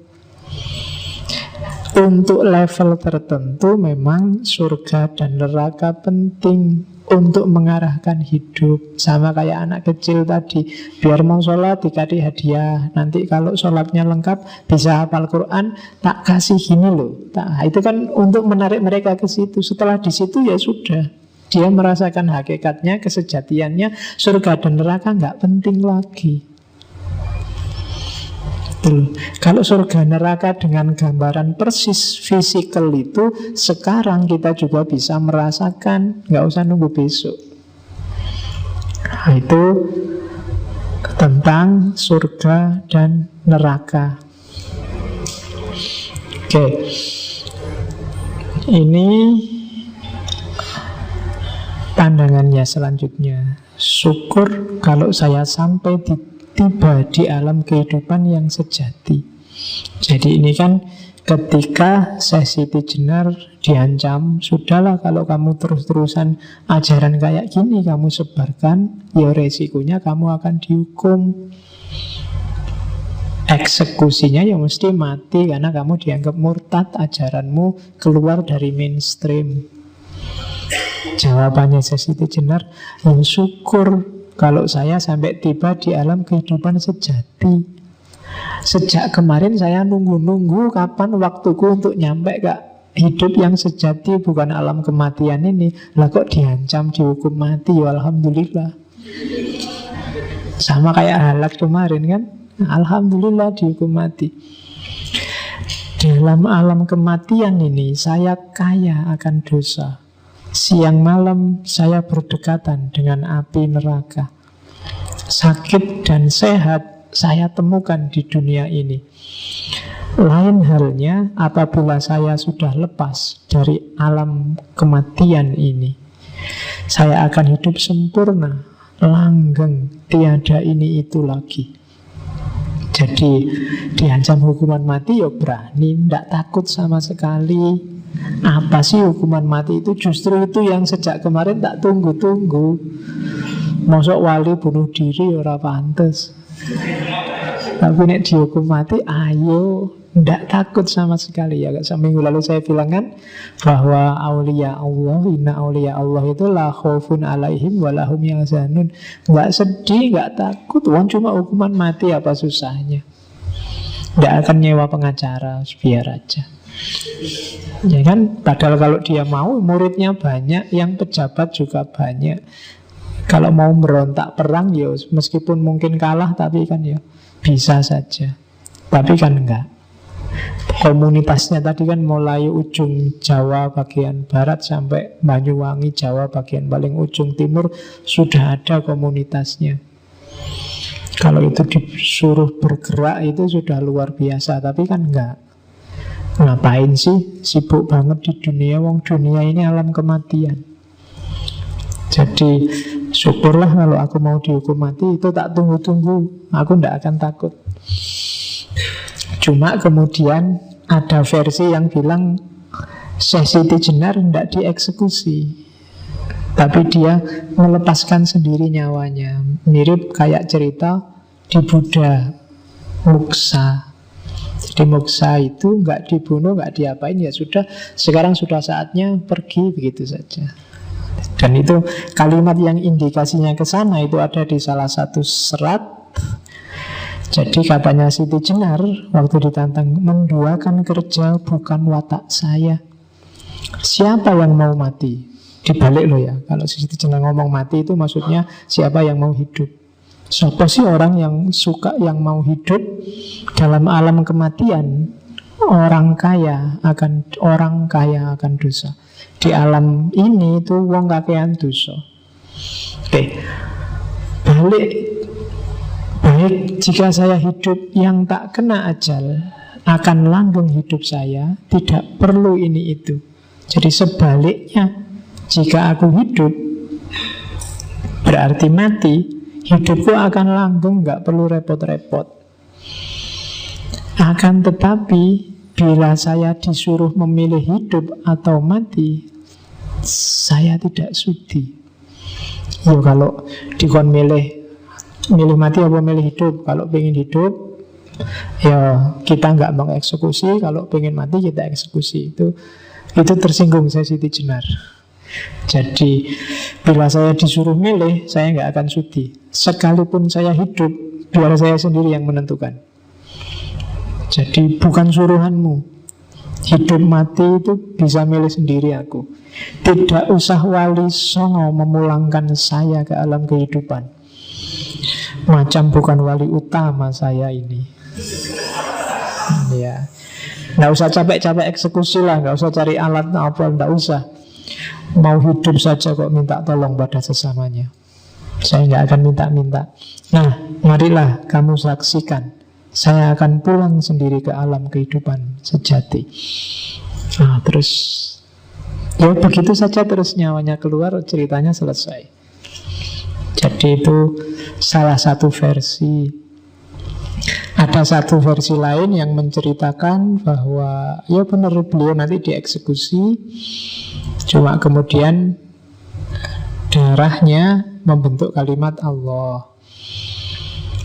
Kemudian ada cerita lagi, mayatnya kemudian dibawa ke Demak, di tengah jalan disemayamkan di satu masjid, terus ditutupi. Malam-malam para wali melihat dibuka, terus bercahaya, baunya wangi. Ini terus mereka takut. Ini kalau masyarakat tahu, semakin diidolakan Syekh Siti Jenar.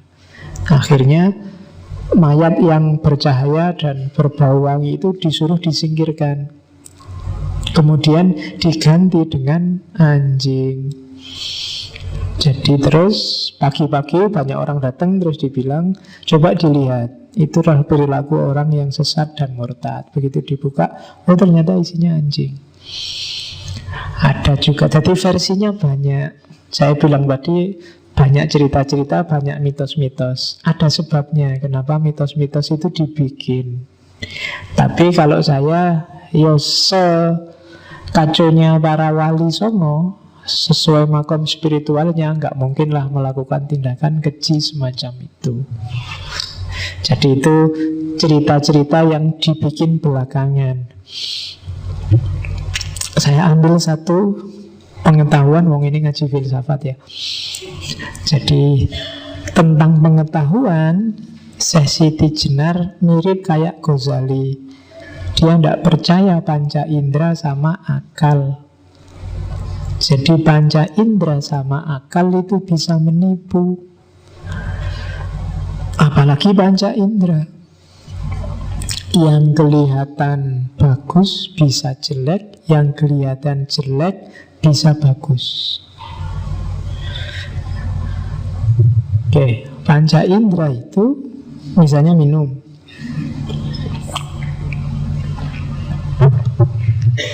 Ini kan rasanya manis. Cuma Kalau setelah ini aku minum air putih biasa yang rasanya nggak manis, air putih biasa ini rasanya agak manis sekarang. Karena lidahku terlanjur kena teh yang manis. Itu panca indera. Gampang sekali ketipu. Apalagi gunung itu kamu lihat dari jauh kelihatan kan biru halus gitu. Begitu kamu mendekat, wow, geronjal-geronjal. Banyak jurangnya, banyak tikungannya, banyak tumbuhannya. Jadi kalau ada orang dari jauh kelihatan mulus, dari dekat wah geronjal-geronjal, itu berarti tipe gunung. Jadi wajahnya dari jauh mulus, dari dekat banyak tanjakan dan turunannya. Oke. Nah, itu panca indera, gampang ketipu. Bau juga begitu, lidah juga begitu. Jadi panca indera tidak dapat dipakai sebagai pedoman hidup. Jadi enak dan tidak enak fisikmu itu bukan kebenaran yang sejati. Akal juga begitu. Pikiran, angan-angan, dan kesadaran yang berasal jadi panca indera juga begitu. Akal itu bisa gila, bisa sedih, bisa bingung, bisa lupa, bisa tidur, bisa tidak jujur. Jangan dikira akal itu kan kamu selalu bilang yang belajar filsafat rasional, Pak, rasional. Iyalah, rasional itu proses kerjanya. Tapi misi yang kamu tempelkan di rasionalitas itu bisa tidak jujur, bisa untuk kepentingan tertentu, bisa manipulatif. Alasan rasional kan bisa jadi bikin. Misalnya kamu sama pacarmu berdua nginep di hotel semalam aja, nggak lama-lama. Nah, terus ada orang kritik, terus kamu jawabnya rasional. Loh, kenapa sampean kok usil? Ini kan pacar-pacarku. Tak masuk ke hotel berdua, suka sama suka, enak sama enak. Sampean kok cerewet? Tidak ada hubungannya sama hidup sampean toh. Kalau seandainya ada resikonya, apa resiko jelek apa, kan kita siap nanggung-nanggung sendiri. Sampean tidak usah usil deh. Loh, itu kan rasional. Yang aku pakai narkoba ya tak pakai sendiri, beli pakai uangku sendiri, mabukku sendiri, ngapain yang lain kok usil? Akal kan itu. Gitu loh. Jadi jangan terlalu percaya sama akal. Akal bisa manipulatif. Oke. Termasuk nas yang dimanipulasi. Karena nas itu kan gak bunyi. Yang membunyikan nas itu kan akal. Makanya nas itu kan selalu ketika berhadapan dengan manusia bentuknya berubah jadi tafsir. Sehingga lahir banyak sekali tafsir, banyak sekali kitab-kitab tafsir, banyak sekali tokoh-tokoh mufassir sesuai versi kapasitas akalnya masing-masing. Maka jangan percaya sama akal, jangan terlalu percaya sama panca indera. Yang disarankan oleh Siti Jenar adalah intuisi, pengalaman langsung, laku. Jalani, rasakan sendiri. Kalau bahasanya Nabi Muhammad, ya tanyakan hatimu deh, benar dan salah. Kalau ditanyakan akal, ya yang sesuai kecenderunganmu pasti kamu anggap benar. Tapi coba deh, hatimu ditanyain, pengalaman nyatamu, faktualmu ditanyakan, intuisimu disuruh tajam. Ya biasa, ini epistemologi yang ada di hampir semua sufi. Jadi epistemologi intuisi. Kapan-kapan kita dalami itu. Terus yang keras dikritik oleh Syekh Siti Jenar adalah kelompok santri dan ulama. Makanya mereka nanti disebut kelompok abangan. Jadi menurut Siti Jenar, ulama dan santri itu hanya levelnya sembah rogo, hanya level fisik yang diopeni. Halal haram, mubah makruh, ngopeni fisik. Padahal tugas manusia yang lebih utama itu adalah kemuliaannya. Padahal Nabi diutus liutamima makarimal akhlak, moralitasnya, batinnya. Sementara para ulama, para santri, katanya Siti Jenar, sibuk dengan dogma, sibuk dengan rayuan surga dan ancaman neraka. Padahal surga dan neraka itu kan hidup kita sehari-hari. Itu yang bikin umat jadi terkungkung dan tergantung pada ulamanya. Karena yang paling ngerti tentang syariat ya ulamanya. Jadi jebakannya di situ. Akhirnya apa? Santrinya tidak bisa menomorsatukan Allah. Yang jadi nomor satu ulamanya, kiainya. Yang diminta fatwa halal haram ulamanya, kiainya. Bahkan kamu tanya ke kiaimu, Pak Yai, saya kira-kira masuk surga apa enggak? Ya kiai ini yang ditakoni. Dan kamu izinkan mereka untuk memvonismu masih muslim, apa sudah murtad, apa sudah kafir, besok kamu masuk neraka apa enggak. Dan ini yang jadi sumber kritiknya Siti Jenar. Jadi relasi ulama santri itu tidak ada bedanya dengan relasi raja dan rakyat, kawulo dan gusti yang terpisah, yang hierarkis, satu di atas, satu di bawah. Dan ketika ada hierarki, itu berarti tauhid tidak bisa 100%. Ada sesuatu selain Allah yang diposisikan di atas.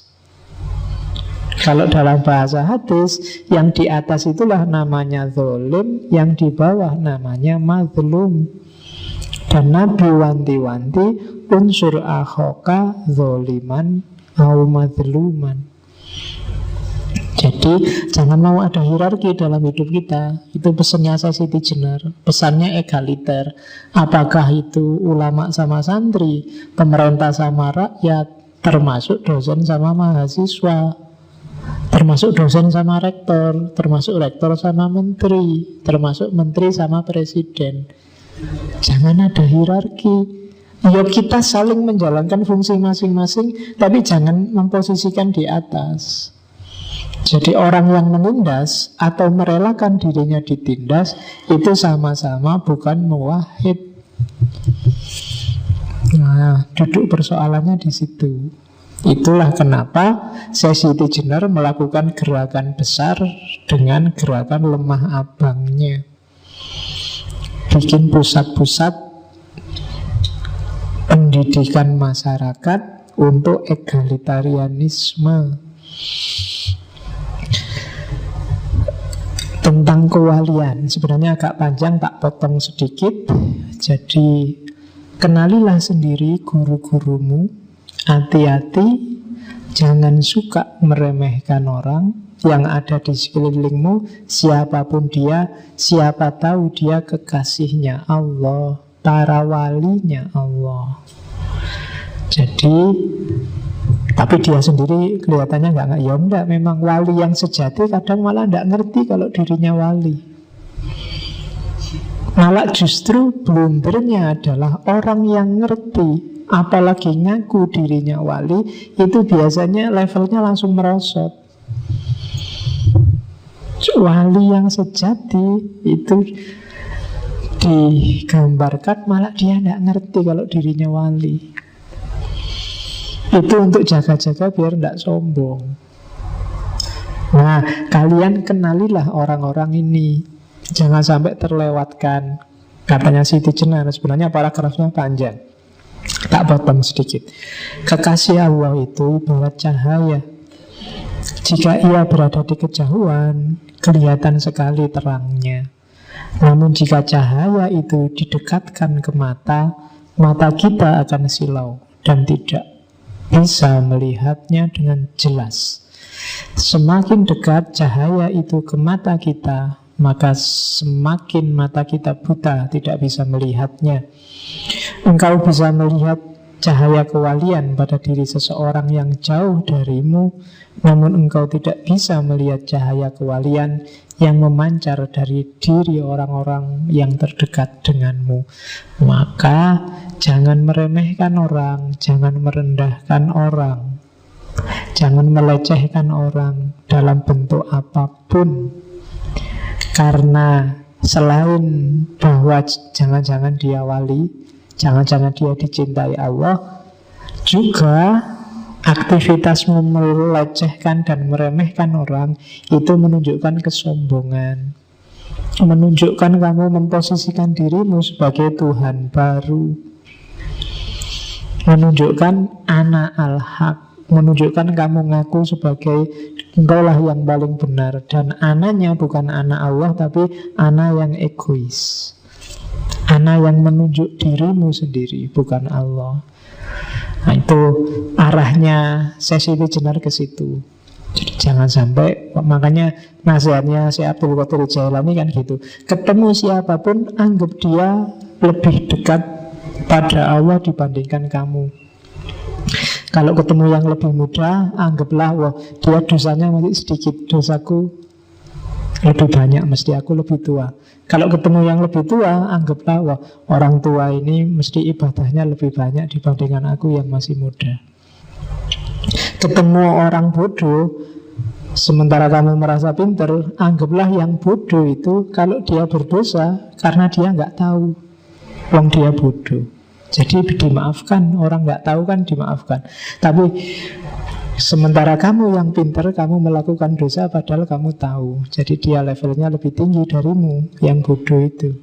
Kalau kamu ketemu orang pintar, ya lebih gampang. Yang pintar itu pasti ilmunya lebih banyak, amalnya lebih banyak. Sementara kamu yang bodoh, ilmumu sedikit, amalmu lebih sedikit.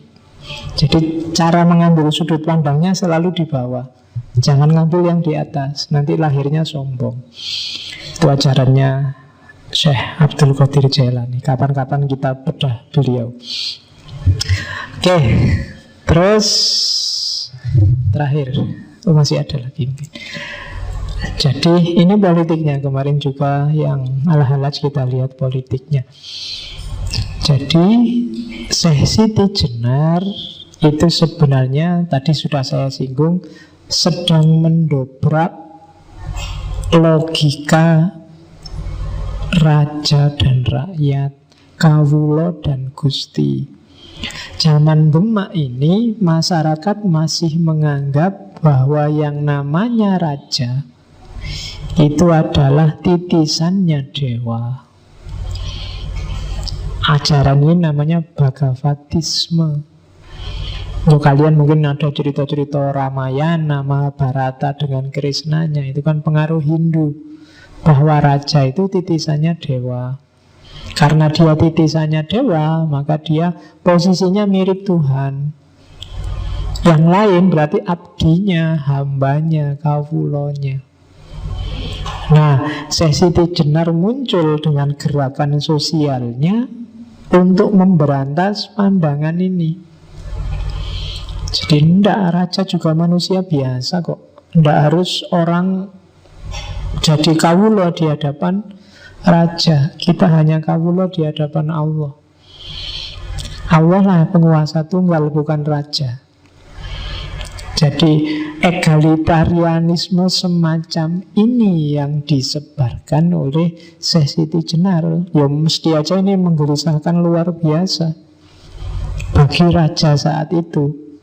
Maka dipakailah MUI-nya saat itu, Dewan Wali Songo, untuk menyidangkan Siti Jenar.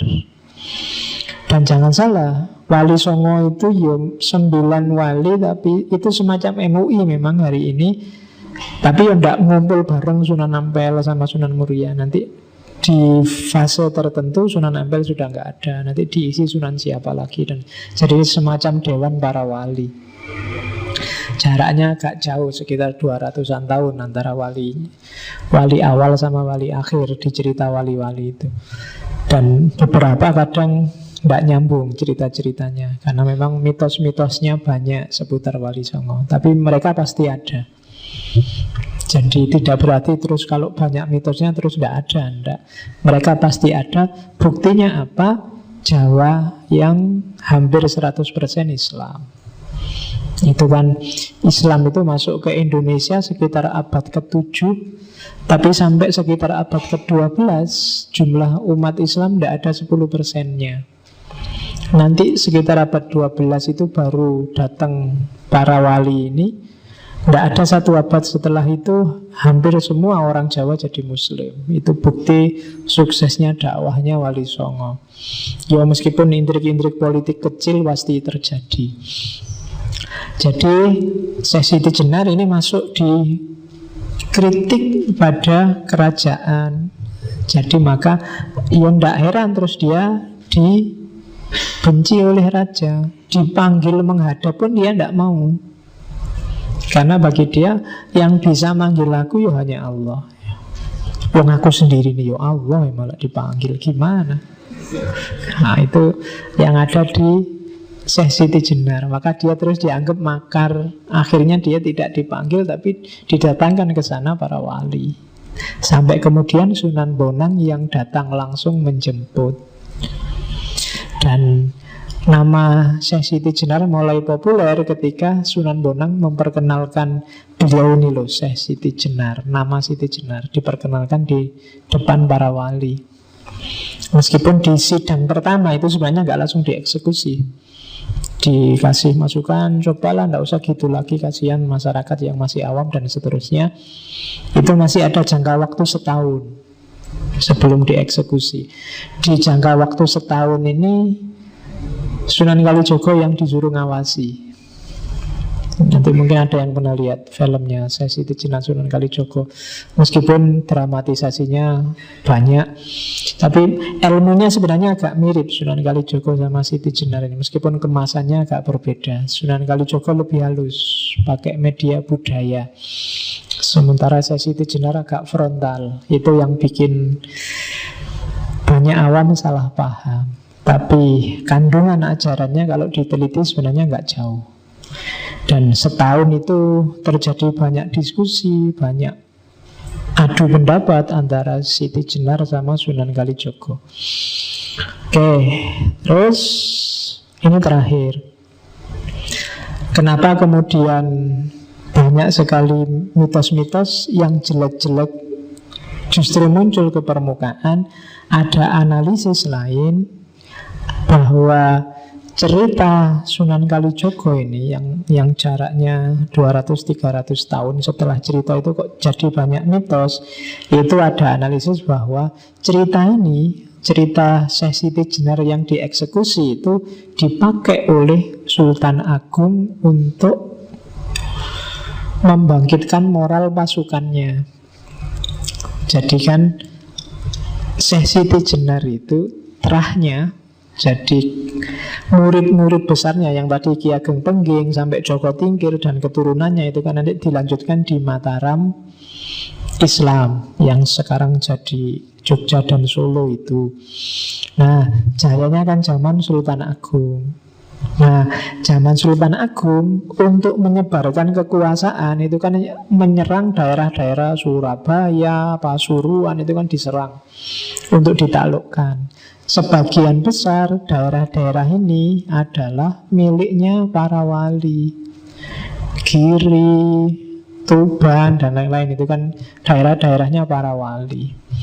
Para prajurit ini kan Muslim juga semua. Cuma ya agak gimana kalau harus bertarung sama saudaranya sesama Muslim, apalagi tempatnya para wali.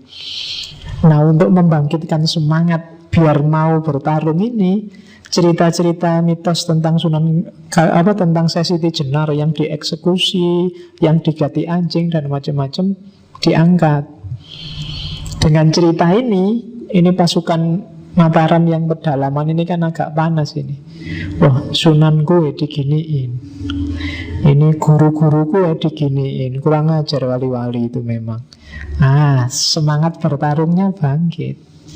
Maka mereka siap untuk tarung meluaskan wilayah jajahannya Mataram saat itu. Jadi ada analisis semacam itu, dan itu ya masuk akal saja.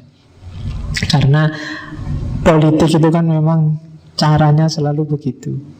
Ya kayak gimana Orde Baru memanfaatkan mitos PKI, gimana zaman Soekarno memanfaatkan mitos revolusi dan yang sejenisnya, gimana zaman reformasi memanfaatkan mitos demokrasi dan jadi macam-macam, mitosnya banyak.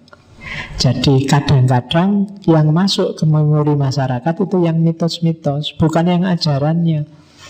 Maka yang ada di kepalamu Society General itu kan kebanyakan cerita-cerita mitosnya. Mulai dari cacing lah, mulai dari dibunuh diganti anjing lah, mulai yang itu. Sementara ajaran-ajaran bagus tadi tidak muncul, sehingga orang cepat menganggapnya pokoknya dia sesat, alirannya al-halaj, ngaku Tuhan, titik. Nah itu yang terjadi di kita selama ini. Jadi yang jelas ceritanya agak mirip dengan Al-Halaj. Beliau dieksekusi, entah kemudian memilih kematiannya sendiri kayak di bukunya Pak Munir itu, atau dieksekusi, atau mungkin ada jalan lain. Tapi yang jelas dia harus berkorban demi ilmunya, demi ajarannya. Sama kayak Al-Halaj, sama kayak Socrates. Termasuk demi besok Hipatia, dia demi ajaran-ajaran neoplatoniknya sehingga dianggap murtad. Oke, saya kira itu yang Siti Jenar martir. Sekali lagi minggu depan kita ketemu dengan filosof perempuan. Kurang lebihnya mohon maaf. Wallahu a'lam bishawab, wallahul muwaffiq. Wassalamualaikum warahmatullahi wabarakatuh.